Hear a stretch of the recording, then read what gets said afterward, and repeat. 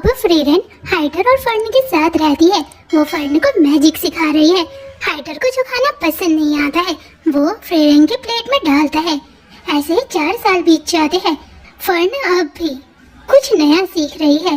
फ्रीरेन अब भी नए मंत्र सीख रही है। फ्रीरेन हाइडर से बात कर रही होती है लेकिन वो उससे कुछ बात नहीं करता है। जैसे ही वो पीछे देखती है हाइडर बेहोश हो चुका है। हाइडर अब बेड के ऊपर लेटा हुआ है क्योंकि वो अब बहुत ज्यादा बूढ़ा हो चुका है। फ्रीरेन उसे घूर के देख रही होती है। वो कहता है तुम मुझे ऐसे मत घूरो। वो बोलता है मैंने तुमसे अपनी जिंदगी में सिर्फ एक ही झूठ कहा।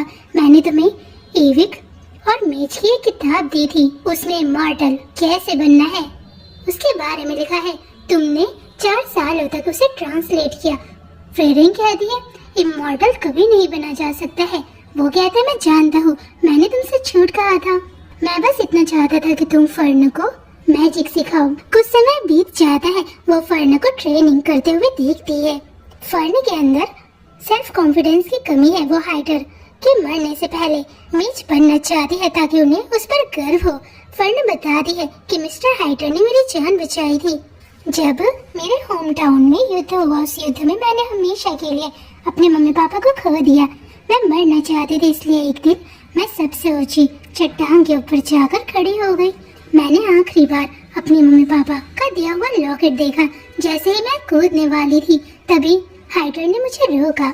उन्होंने मुझे जिंदगी जीने का उद्देश्य समझाया। उस समय उन्होंने मुझसे कहा हमें अपनी जिंदगी खत्म नहीं करनी चाहिए, ये एक गलत फैसला होता है। क्योंकि बहुत समय पहले मेरा भी एक दोस्त था जिसे मैंने हमेशा के लिए खो दिया। वो हमेशा दूसरों की मदद किया करता था। मैं उसकी तरह नहीं था।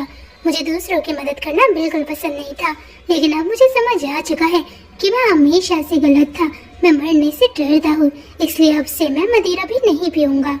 और मैंने अपने दोस्त से बहुत कुछ सीखा है। वो इस समय ही मिल के बात कर रहा होता है। इसलिए मैं चाहती हूँ कि उन्हें कभी पछतावा ना हो कि उन्होंने मेरी जान बचाई है।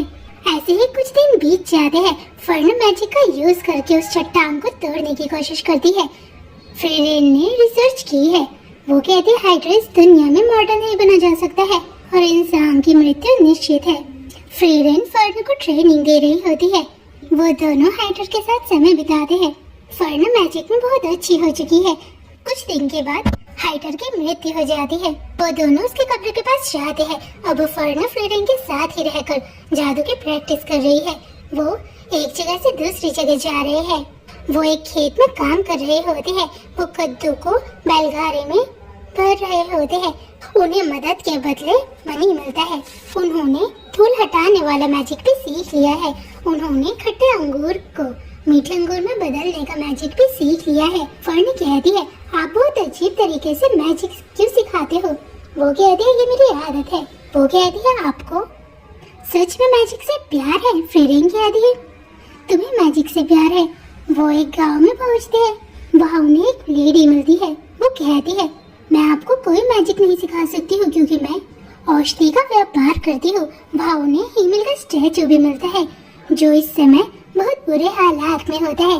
वो बताती है कि गांव वालों ने अब इस स्टैचू का ध्यान नहीं रखा है और वो बिल्कुल भी मिस्टर हीमिल को नहीं भूल पाई है क्योंकि अतीत में उन्होंने मेरी जान बचाई थी जब हमारे गांव पर एक मॉन्स्टर ने हमला किया था।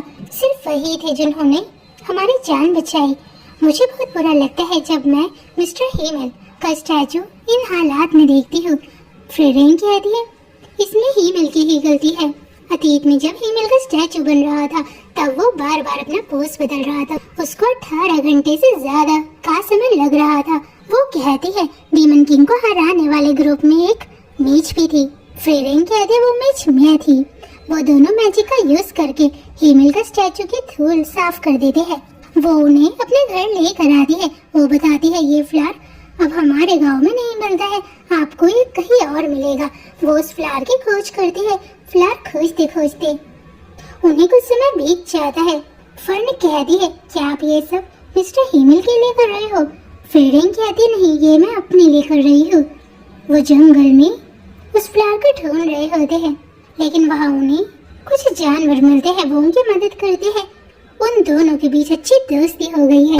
एक दिन फर्न फ्रेरेन को अजीब तरीके से सोता हुआ देखती है। फर्न निराश हो चुकी है क्योंकि फ्रेरेन हर समय उस फ्लावर को ढूंढ रही है जो उन्हें इस जंगल में नहीं मिल रहा है। फर्न लेडी के पास जाती है। वो कहती है, क्या तुम्हें ब्लू मून वीड फ्लावर मिला? फर्न कहती है, नहीं, मुझे लगता है अगर वो उस फ्लावर को नहीं ढूंढ पाई तो वो हमेशा उस फ्लावर को ढूंढती ही रहेगी। सच कहूँ तो वो बहुत अच्छी है। वो एक मेज है जो अपने मैजिक से लोगों की मदद करती है। वो उसे एक पाउच देकर कहती है, तुम अपनी फीलिंग्स उन्हें बतानी होगी। फर्न फ्रेरेन को पाउच देती है जिसमें कुछ बीज रखे रहते हैं। फ्रेरेन कहती है, हमारा मिशन बहुत जल्द पूरा होने वाला है। वो फर्न को कुछ कहने से रोकती है। तभी एक चूहा उनका पाउच लेकर जंगल के अंदर भाग जाता है। वो उसका पीछा करते हैं। उन्हें ब्लू मून वीड का फ्लावर मिल चुका है।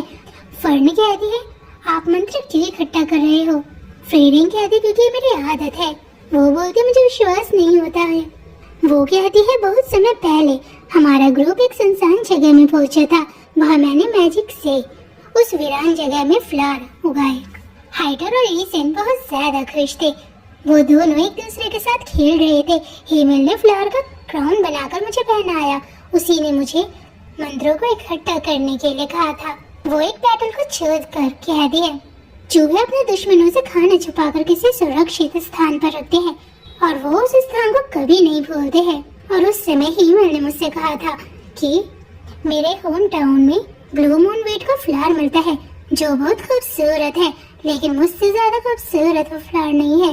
वो चाहने लगती है। उसी बस एक ही इच्छा थी कि वो मुझे ब्लू मून वीड फ्लावर दिखाए। वो हवा में उड़ती है। उसे उम्मीद नहीं थी कि वहाँ बहुत सारे फ्लावर होंगे।